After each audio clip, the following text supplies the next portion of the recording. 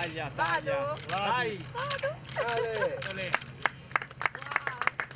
In meno di un mese abbiamo costruito una passerella che nelle prossime ore verrà collaudata e prima di Natale, come promesso, ricollegherà Portofino a Santa Margherita e quindi con le navette sarà possibile raggiungere con comodità anche quando via mare è più difficoltoso il borgo. E poi subito dopo Natale, già in queste ore, stiamo lavorando al cantiere definitivo, quello che dovrà ridare la strada, come abbiamo promesso, entro il ponte del 25 aprile, insomma per la primavera e per la stagione turistica, perché è indispensabile non solamente per Portofino, che è dovuto, non solamente per Santa Margherita, ma per l'immagine tutta del nostro paese. Domani ci sediamo intorno a un tavolo e mettiamo in campo quelle che sono le ambizioni di ognuno di noi e dobbiamo conciliarle con l'andamento dei lavori e con, ripeto, il rispetto di tutte le norme di sicurezza. Una riapertura completa sarà possibile, diciamo così, la vigilia di Natale?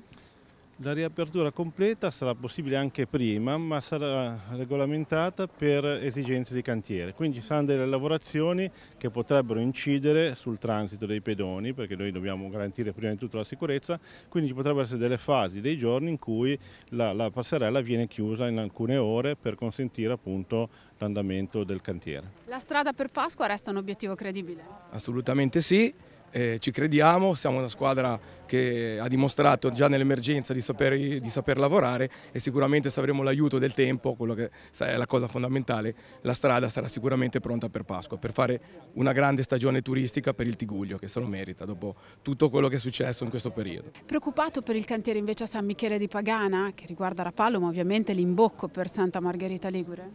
Ma sicuramente la SP 227 sta vivendo un momento delicato da tanti punti di vista, però sono convinto che come Santa e Portofino hanno saputo essere celeri per ripristinare questa situazione, che ovviamente è di dimensioni non comparabili con quelle di San Michele, immagino che altrettanto farà Rapallo sul suo territorio.